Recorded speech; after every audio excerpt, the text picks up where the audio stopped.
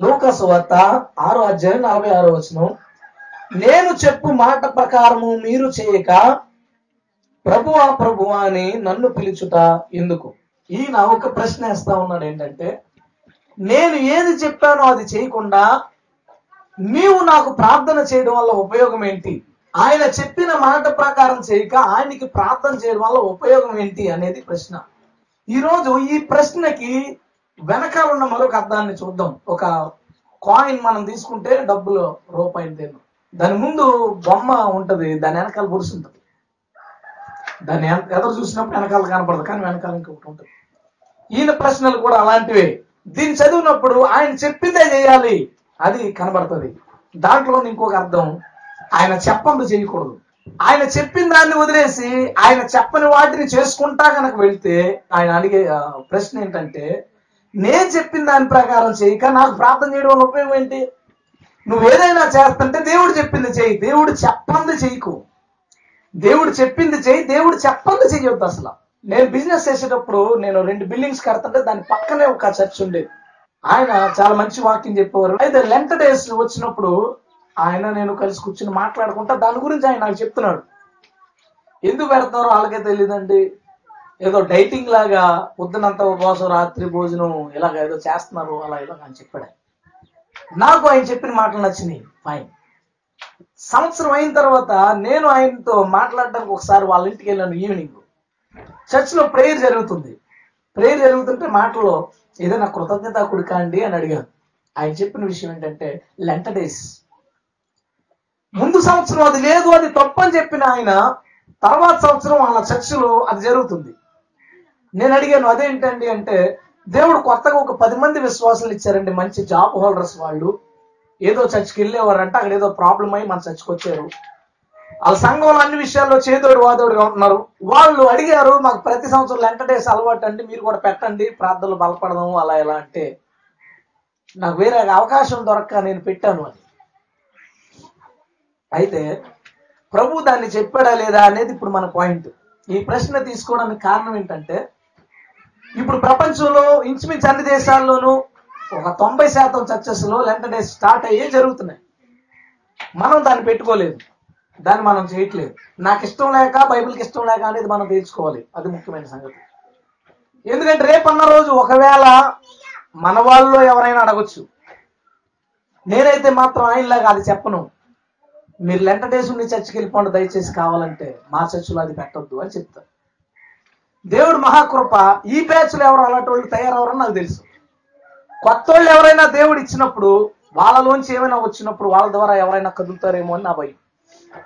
అయితే ఇప్పుడు మన చుట్టుపక్కల జరుగుతున్న ఆ సందర్భం ప్రభు చెప్పిందా లేదా అనేది మనకు ముఖ్యం. ఎందుకంటే ఆయన ఒక ప్రశ్న వేశాడు, నేను చెప్పిన దాని ప్రకారం చేయక నాకు ప్రార్థన చేయడం వల్ల ఉపయోగం ఏంటి? నువ్వు అది చేస్తున్నావంటే దేవుడు చెప్పింది కావాలి. కూడుకోమని దేవుడు చెప్పాడు, కూడుకుంటున్నాం. ఆదివారం కాలు కేయమని చెప్పాడు, వేస్తున్నాం. పాటలు పాడి కీర్తించమని చెప్తున్నాడు, పాడుతున్నాం, ఆరాధిస్తున్నాం.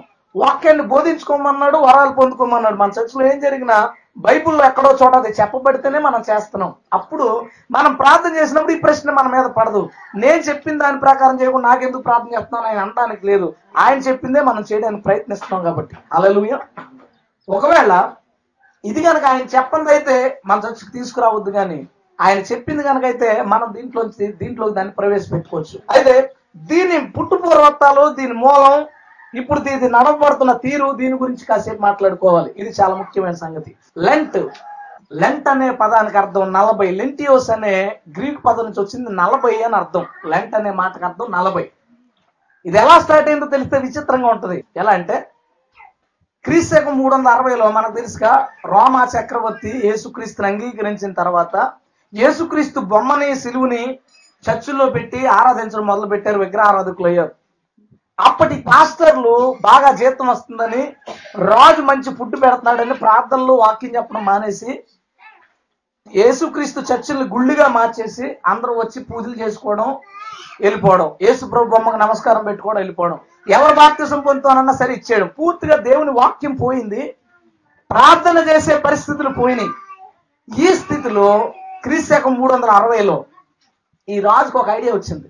ఏంటంటే, యేసుక్రీస్తు సిలువ మీద చనిపోయిన దగ్గర నుంచి మరలా సమాధిలోంచి లేచేదాకా ఎన్ని గంటలైనయో లెక్కేసాడట. వాళ్ళు ఎలా లెక్కేశారో నేను 5-6 రకాలుగా ట్రై చేశాను, నాకు లెక్క తేలేదు. వాళ్ళు ఎలా లెక్కేశారో నాకు అర్థం లేదు ఇప్పుడు కూడా. సిలువ మీద అంటే పొద్దున 9 గంటల నుంచి సిలువ మోయడం స్టార్ట్ చేశాడు కదా, ఆ పొద్దున 9 దగ్గర నుంచి మరలా సమాధిలోంచి లేచేదాకా ఉన్న గంటల్ని వాళ్ళు క్యాల్కులేట్ చేస్తే 40 వచ్చిందంట వాళ్ళకి. 40 గంటలు. యేసుక్రీస్తు సిలువ ద్వారా 40 గంటలు సిలువ మీద సిలువ మోస్తూ సమాధిలోను 40 గంటలు శ్రమ పడ్డాడని లెంట్ అవర్స్ ని వాళ్ళు ప్రారంభించారు. లెంట్ అవర్స్ అనగా శ్రమ గంటలు, అంటే 40 శ్రమ గంటలు. యేసు ప్రభు 40 గంటలు శ్రమ పడ్డాడని లెంట్ అవర్స్ అని వాళ్ళు స్టార్ట్ చేసి శుక్రవారం పొద్దున్న 9 గంటల నుంచి ఆదివారం తెల్లవారుజామున వరకు ఉపవాసాలుండి, ప్రభువా నువ్వు సిలువ మీద చచ్చిపోయావని యేసుక్రీస్తు శ్రమలను ధ్యానం చేసుకుని ఆయన గురించి ఏడ్చారు. 40 గంటలు వాళ్ళు బాధపడేవారు. అందుకే ఆ టైంకి వాళ్ళు పెట్టుకున్న పేరు ఏంటంటే లెంట్. లెంట్ అంటే 40 అని అర్థం. ఒక 30 సంవత్సరాలు గడిచిన తర్వాత లెంట్ అవర్స్ ని లెంట్ డేస్ గా మార్చారు. శ్రమ గంటల్ని శ్రమ దినాలుగా మార్చారు. ఎవరు పెట్టారు ముందు? ఒక రోమన్ క్యాథలిక్ అనే తప్పుడు మతం. వారు ప్రార్థన చేయరు, బైబిల్ చదవరు, పరిశుద్ధాత్మను పొందుకోరు, చర్చిలో యేసుప్రభు బొమ్మలెట్టి కొవ్వొత్తులెట్టి పూజలు చేస్తారు. అలాంటి వాళ్ళు తమ సొంత ఆలోచన చొప్పున లెంట్ అవర్స్ శ్రమ గంటలు అనే 40 శ్రమ గంటల్ని వాళ్ళు పెట్టుకుని ఆ 40 గంటలు సిలువ కోసం ఏడ్చేవారు. యేసుప్రభు ఒక మాట చెప్తాడు, సిలువ మోసుకుని వెళ్తా ఉంటే, అయ్యయ్యో ఇన్ని దెబ్బలు తగిలేసే ఎడితే ఒక మాట అంటాడు ఆయన, నా కోసం ఏడకు, నీ కోసం నీ పిల్లల కోసం ఏడు. ఎందుకంటే నేను ఈ స్థితిలో ఉండడానికి కారణం నువ్వు నీ పిల్లలు. నువ్వు నీ పిల్లలు తప్పు చేయడం వల్ల నేను ఈ స్థితికి వచ్చాను. నేను ఈ స్థితికి వచ్చానని నువ్వు ఏడకు, నీ కోసం నేను చచ్చిపోయాను కాబట్టి నీ గురించి ఏడు, నీ పాపాలను విడిచిపెట్టు, అప్పుడు నేను సంతోషిస్తాను. ఆయన చెప్పిన మాట, నా కోసం ఏడవద్దు. ప్రభువు నీలాంటి దుర్మార్గుణ్ణి ఎంతగా ప్రేమించాడని ఏడు. పర్లా నువ్వు చేసిన పాపాలకు శిక్ష అనుభవించాడు కాబట్టి నా పాపాలు క్షమించు ప్రభు అనేడు. అంతేగాని ప్రభువా నీ చేతిలో మేకులు కొట్టారు, అయ్యో ఎంత బాధపడ్డావు అని ఏడకు. ఆయన ఏడొద్దని చెప్పాడు. దానికి వీళ్ళకి బైబిల్ తెలియదు కాబట్టి 40 గంటలు ఏడుపు గంటలను వాళ్ళు స్టార్ట్ చేసి 40 గంటలు ఏడ్చేవారు. 40 గంటలు ఏడ్చేవారు. తర్వాత 40 శ్రమ దినాలని వాళ్ళు పెట్టుకున్నారు, లెంట్ డేస్. అయితే అది భస్మ బుధవారం నుంచి స్టార్ట్ అయ్యి ఈస్టర్ వరకు సాగుద్ది. నువ్వు క్యాలెండర్లో లెక్కేసుకో, భస్మ బుధవారం నుంచి ఈస్టర్ దాకా 46 రోజులు వస్తుంది. లెంట కాదు అది. వాళ్ళు పెట్టుకున్న పేరు ఏంటంటే 40 దినాలు. లెక్కేసుకుంటే వచ్చేది ఎంతో తెలుసా? 46. ఆ మాట చెప్తే వాళ్ళు ఏమంటో తెలుసా? ఆదివారాలు లేకుండా ఆదివారాలు కట్ చేసుకుంటే 40 రోజులు వస్తుంది. కరెక్టే. అంటే ఆదివారాలు తీసేసి 40 రోజులు ఉపవాసాలు ఉంటారు, ఆదివారాలు మాత్రం కట్ చేస్తారు, 3 పూటలు తింటారంట. సరే, ఇప్పుడు నేను ఒక వ్యక్తిని ప్రశ్నించాను, ఏమనంటే 40 రోజులు ఉపవాసాలు ఎందుకు ఉంటున్నారు అని అడిగితే ఒకడన్నాడు నాతో, యేసు ప్రభు సిలువకు ముందు శ్రమ పడ్డాడు 40 రోజులు, 40 రోజులు ఉపవాసం ఉన్నాడు, అందుకనే మేము కూడా 40 రోజులు ఉపవాసం ఉంటున్నాడు అన్నాడు. బైబిల్ చెప్తుంది, మత్తయి సువార్త 4వ అధ్యాయం, బాప్తిస్మం పొంది ఆయన బయటకు వచ్చి పరిశుద్ధాత్మను పొందిన తర్వాత 4వ అధ్యాయంలో, అప్పుడు యేసు అపవాది చేత శోధించబడుటకు ఆత్మ వలన అరణ్యానికి కొనిపోబడెను.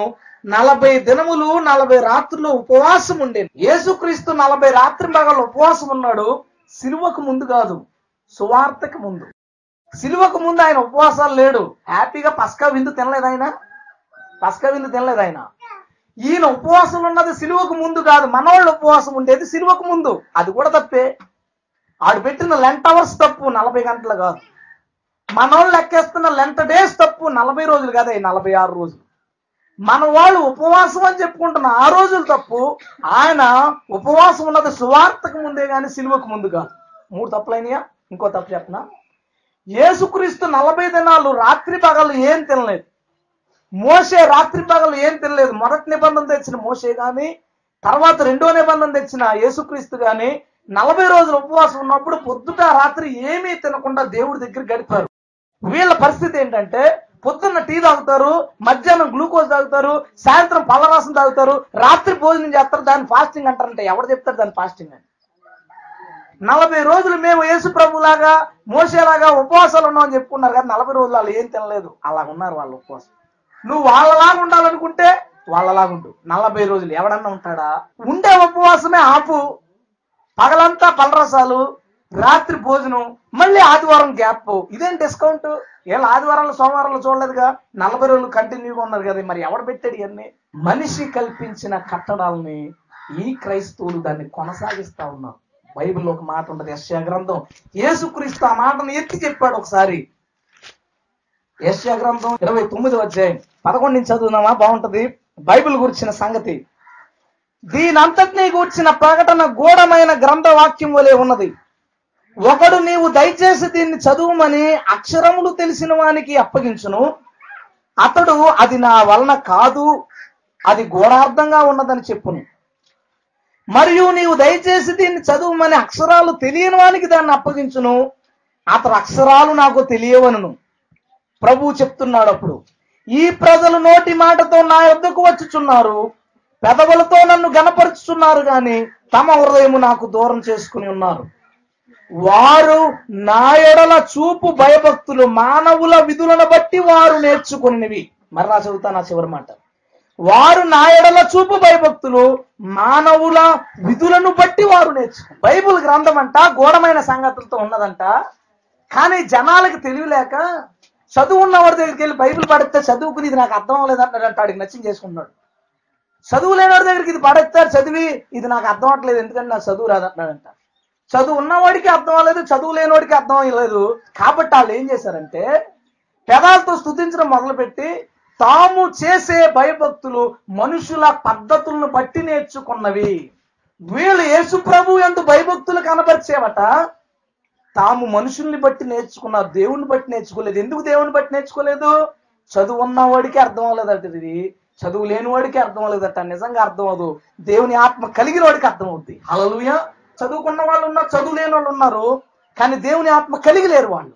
అందుకని బైబిల్ అర్థం కాక తాము చేసే భయభక్తులు తామకు నచ్చినట్టు పెట్టుకున్నారు. అందుకని తప్పు వెనకాల తప్పు, తప్పు వెనకాల తప్పు కనబడుతుంది. ఇంకో తప్పు చెప్పనా, ఈ 40 రోజులట చీపు బట్టలు వేసుకోవాలి, తక్కువ రేటు బట్టలు వేసుకోవాలి, తలకి నూనె రాసుకోవాలి, ఎవరితోనూ యాక్టివ్గా ఉండకూడదు, సరదాగా ఉండకూడదు, డల్లగా ఉండాలంట.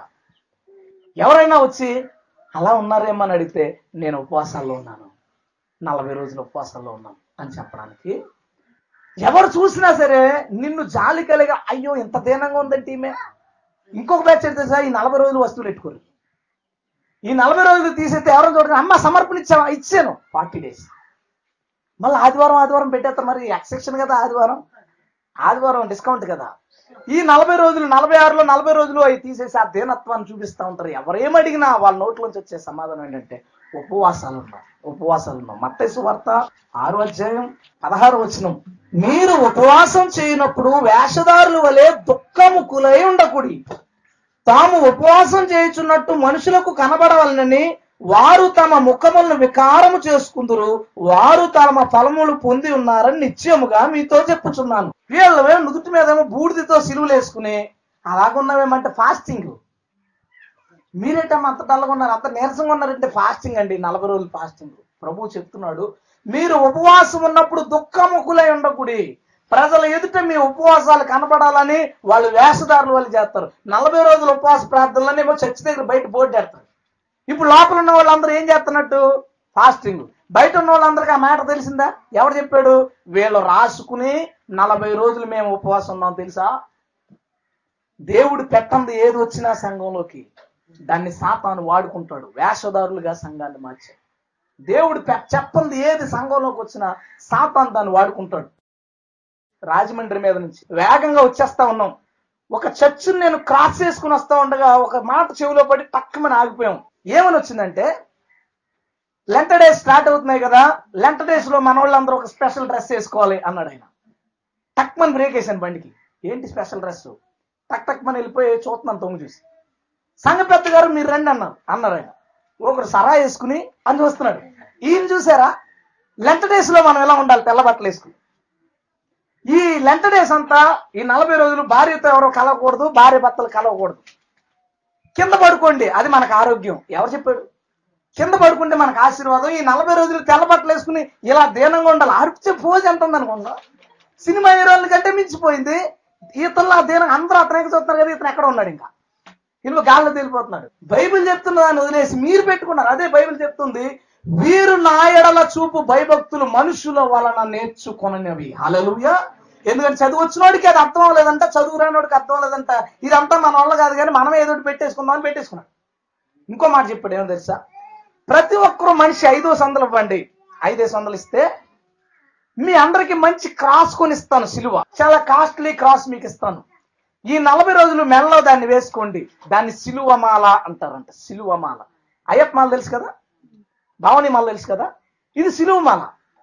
వైట్ డ్రెస్సులతో క్రాస్ బయటకి వేసుకోవాలన్నమాట. ఈ 40 రోజులు సిలువమాలలో ఉన్నప్పుడు చికెన్ తినకూడదంట, నాన్ వెజ్, మాంసం తినకూడదు, కింద పడుకోవాలి, భార్యను కలకూడదు. జస్ట్ చిన్న తేడా, అవి రుద్రాక్షలు, అయ్యప్ప బొమ్మ ఉంటది, మనదేమో తెల్లని పూసల నుండి సిలువ ఉంటది.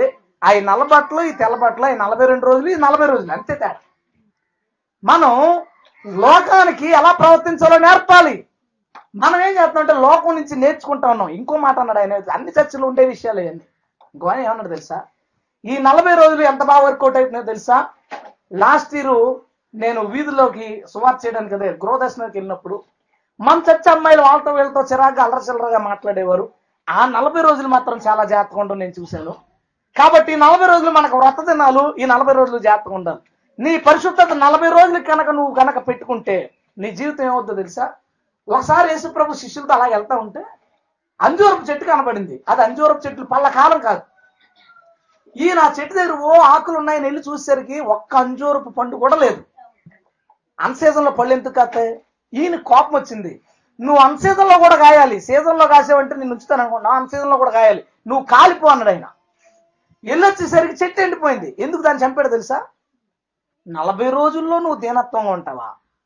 40 రోజుల్లోనే పరిశుద్ధంగా ఉంటావు. సీజన్ అది. సీజన్లో నువ్వు పరిశుద్ధంగా ఉండి అన్సీజన్లో నీకు నచ్చినట్టు బతుకుతుంటే ఈయన ఎప్పుడు సీజన్లో రాడు, అస్సలు సీజన్లో రాడు. అన్సీజన్లో వచ్చి చూసేసరికి ఆమె ఆడితో మాట్లాడుతూ ఉంటుంది, ఈడు బ్యావర్స్గా తిరుగుతూ ఉంటాడు. ఇంకో మాట ఏమన్నాడు తెలుసా? ఈ 40 రోజులు ఎవరు మందు తాగొద్దు అన్నాడు. నాకు గుండె జారిపోయింది. అంటే మిగిలిన రోజులు వేసేస్తారు అన్నమాట. ఈ 40 రోజులు తాగొద్దట, మిగిలిన రోజులు నువ్వు కొట్టు పర్లేదు, ఈ 40 రోజులు వ్రత దినాలు మనకి పరిశుద్ధతను 40 రోజులకి వాళ్ళకి.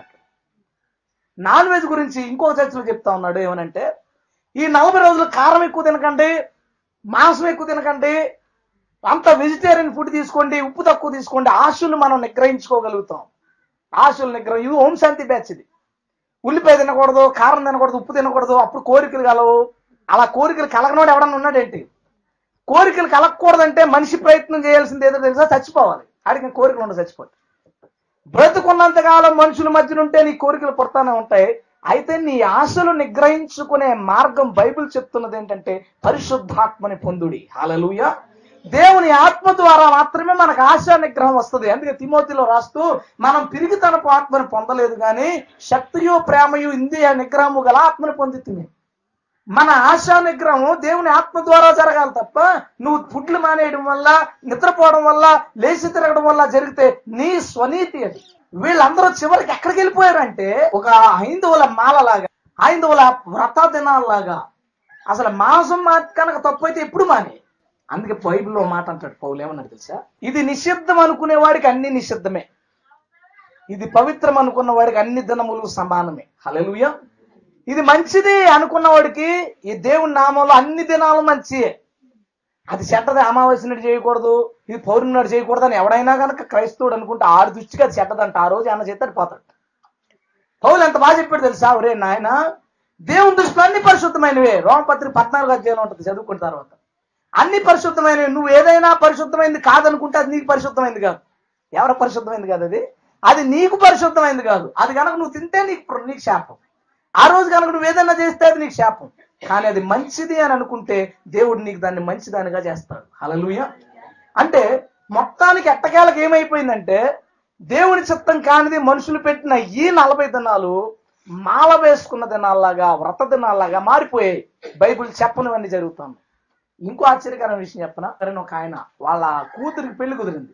పెళ్లి ముహూర్తం మాట్లాడుకోవడానికి వెళ్తే వాళ్ళు చెప్పిన సంగతి తెలుసా? లెంట డేస్ లో పెళ్లి చేయకూడదండి, శ్రమ దినాలు. శ్రమ దినాల్లో పెళ్లి చేసుకుంటే శ్రమలు వచ్చేస్తాయి, కాబట్టి లెంట డేస్ అయిన తర్వాత ఏప్రిల్లో పెట్టుకుందాం పెళ్లి అన్నాడంట.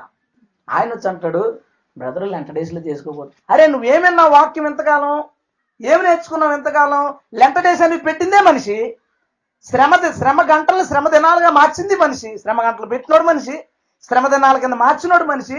ఆ శ్రమ దినాల్లో చేసుకుంటే భార్యాభర్తలు పాడైపోతారని చెప్పింది మనిషి. దాన్ని నువ్వెందుకు నమ్ముతున్నావు? హిందువులకి మోడం ఉంటుంది. మోడం వచ్చేద్దరా, మోడంలో ఇల్లు కట్టకూడదు, మోడంలో పెళ్లి చేసుకోకూడదు, దుర్ముహూర్తాలు, మోడాల్లో పెళ్లి అంటే ఆ ముందు రోజు ఒకే రోజు 4-5 పెళ్లిళ్ళు చేసుకుంటా ఉంటారు. ఎందుకు? మోడంలో చేసుకోకూడదని. క్రైస్తవులకు మోడం లేదు అనుకున్నావు నువ్వు ఇన్ని రోజులు.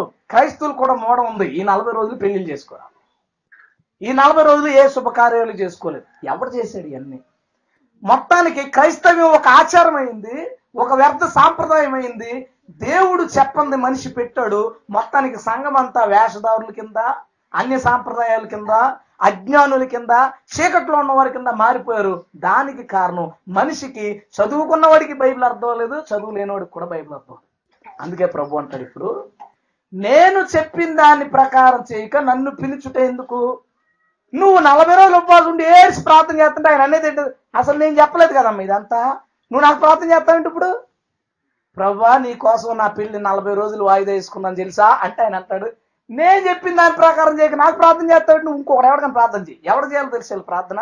కాన్స్టంటైన్కి చేయాలి. కాన్స్టంటైన్ నువ్వు పెట్టావు కదా, నేను చేస్తున్నాను, ఈసారి నా కోరికలు చెప్తాను చూడు, ఆడి చెప్పు. ఆ శవం కదా ఎండు. ఈయన జీవం ఉన్నా విండో, ఎందుకంటే ఈయన చెప్పిన ప్రకారం చేయట్లేదు. ఆడికి జీవం లేదు కాబట్టి ఎండో, ఆడు చెప్పింది నువ్వు చేస్తున్నావు కాబట్టి.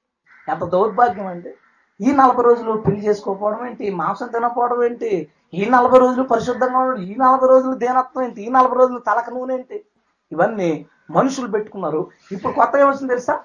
మట్ల ఆదివారం రోజున మట్టలు ఉంటాయి కదా, ఆ ఆదివారం నాడు పారేసిన తర్వాత మరుసటి ఆదివారం ఈస్టర్ కదా, ఈస్టర్ రోజున మట్టలు కాల్చేసి బూడిద ప్యాకెట్లో వేసి దాసి మరలా వచ్చే సంవత్సరం బసం బుధవారం నాడు ఆ బూడిదతో సిలువ వేసుకుంటారు అనమాట. ఎవరు చెప్పాడు ఇవన్నీ? బైబిల్లో యేసు ప్రభు ఏమన్నా చెప్తే దాన్ని పాటించడానికి ఎవడు సీరియస్ గా తీసుకోడు. మనుషులు పెట్టిన కట్టడ ఏమన్నా ఉంటే దేవుడు స్వయంగా చెప్పినట్టు చాలా నిష్ఠగా, చాలా జాగ్రత్తగా దాన్ని పాటించడానికి మనిషి ప్రయత్నిస్తున్నాడు. అయితే దేవుడు మన సంఘాన్ని అడుగుతున్న ప్రశ్న, నేను చెప్పింది మీరు చేస్తున్నారా, మీకు నచ్చింది చేస్తున్నారా? ఎప్పుడు నీ హృదయంలోకి దేవుడు చెప్పింది చెయ్యాలనే ఆలోచన రానివ్వద్దు.